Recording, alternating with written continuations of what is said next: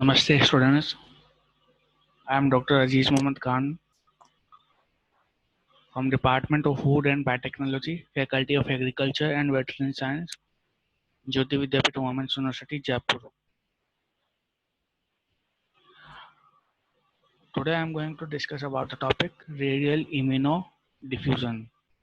So there are two techniques, radial immunoassay and radio immunodiffusion. So today we are going to discuss about the immunodiffusion. The topic belongs to the immunotechnology lab and the discipline is food and biotechnology. The topic is related to BTech FBT 12 trimester and BTech MTech FBT integrated 12 trimester.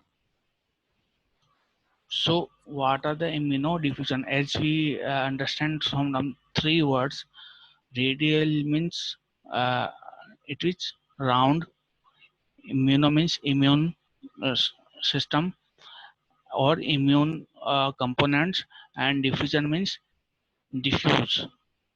It indicates that we are going to perform an experiment which is dependent on the diffusion and what on which medium the experiment is going on.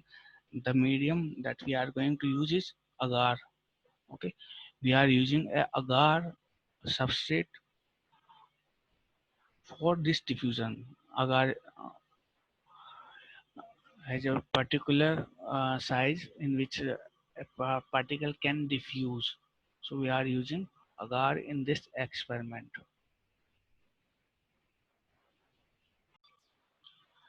There are two techniques which are involved in the immunodiffusion techniques. The first one is radial immunodiffusion, which is a single diffusion. Okay, in this technique, an antibody is put into the gel, and antigen is measured by the size of precipitin ring formed in the diffuse out in the direction from a well.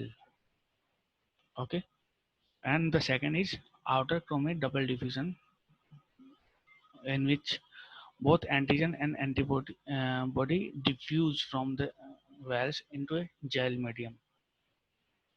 But in radio immunodiffusion, we create a well in the agar surface.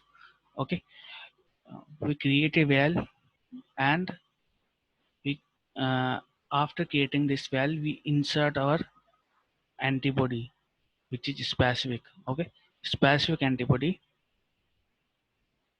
and then we insert the antigen in the well and for the quantitative analysis of the antigen. So what we need, what are the things which we need? The first things which we need is antibody. Okay, first we need antibody. The second thing we need is our antigen, that is our sample. Okay, it is our sample. The other thing is three standard antigens. Okay, three standard. We need some our sample that is unknown. Okay, and we need some three antigens which have a particular concentration, such as it may be concentration of 1 mg, 1 ng per ml, 2 ng per ml, 3 ng per ml. For example, I'm telling, and we do not have any known concentration of this sample. Okay, so we need antibody, our sample that is antigen, and three more antigens which are known to us, which concentration is known. So and we need the glass slide and agar. Okay, first we take a agar slide. First we take a slide and we add the agar, and we create some holes, create some wells on the agar uh, surface. Then we add antibody. We add, we creates four wells. Okay, we are creating here four wells, and after creating four wells, we add antibodies in each well. Okay, first we added antibodies, then we add antigen. Okay, we add our antigen, that is our sample. Now we add standard one in the first well, and standard antigen 2 in the other, and standard antigen 3 in the next well. And we keep all the preparation for about 24 to 72 hours. Okay, after this thing, we observe that there is a precipitation formation in the agar. Okay, we see this kind of uh, radius around the well. So this is our well. Okay,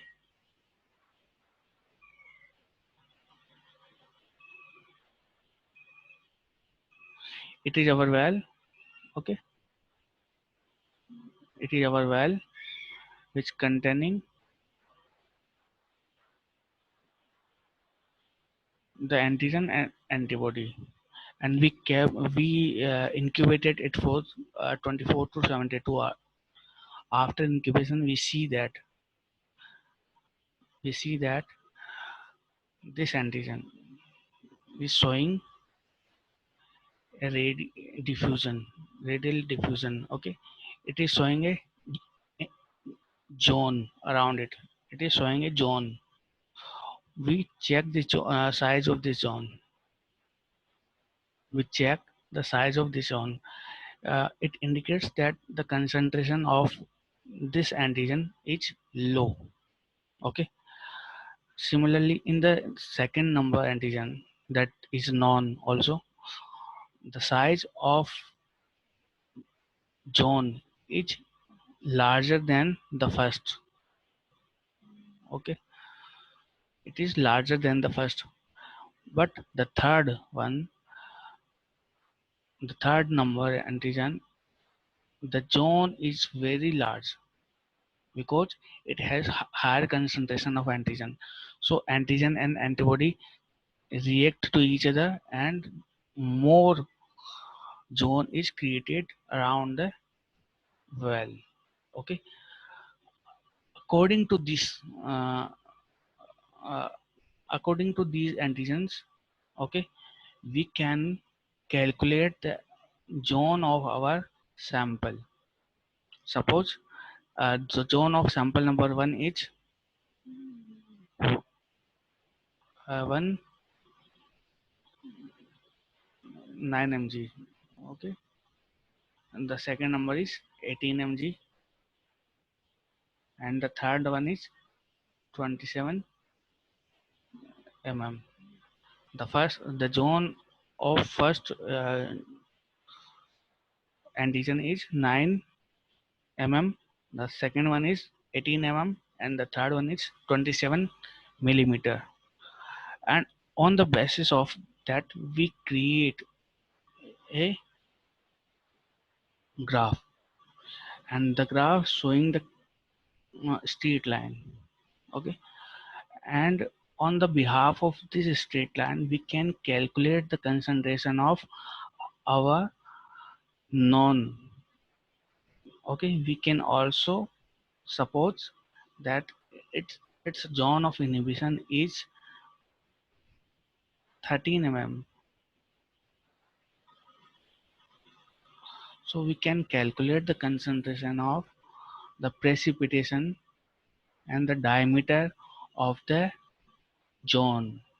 So we can calculate the diameter, and we can calculate the concentration of our antigen. What the antigen can be anything. It can be any hormone. It can be any enzyme. It can be protein.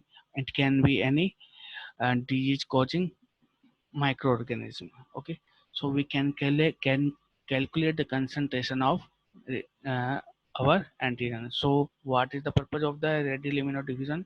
It is used for the calculation of a particular kind of sample.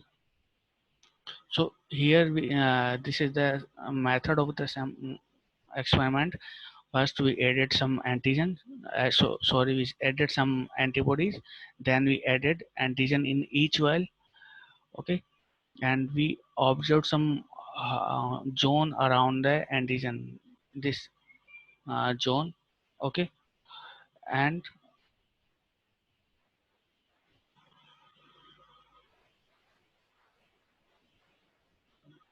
one second.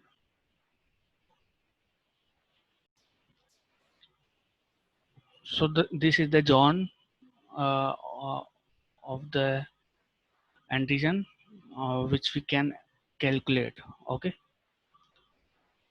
we added antibodies, we then added antigen, we incubated the reaction for 24 to 72 hours.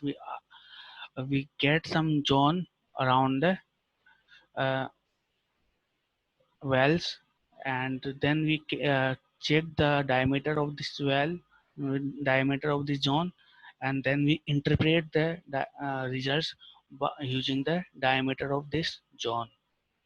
Okay, the zone is directly related to the precipitation reaction. So how we can calculate, how what is the principle behind the um, RID? The principle is that precipitation, because when antigen and antibody will mix to each other, will meet each other, they will form some precipitation, and this is the result of this precipitation.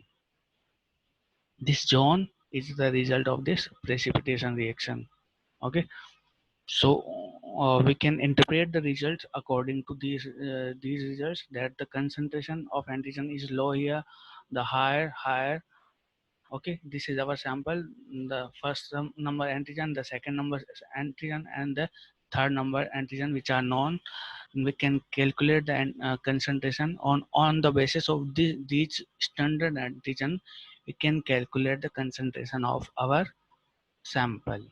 Okay, use by analyzing the diameter of the ring. Okay, this is the result of the experiment. So uh, first we added some our antibodies, that is the IgG. Then we added non-concentration such as we added 200 mg, 400, 800, and 1600 mg. Then we added our sample. Okay, sample 1 and sample B. Then we can uh, allow it we allow the reaction to diffuse for a time. Okay, after two 1 day or 2 day or 3 day, we observe that there is a hollow around the well, and as the concentration is increasing, the uh, ring the zone of ring is also increasing, and on the basis of these rings we can calculate the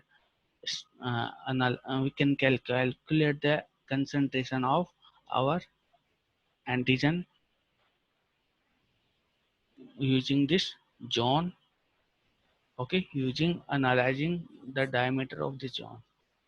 Okay, so next experiment will be Outerloni double diffusion test.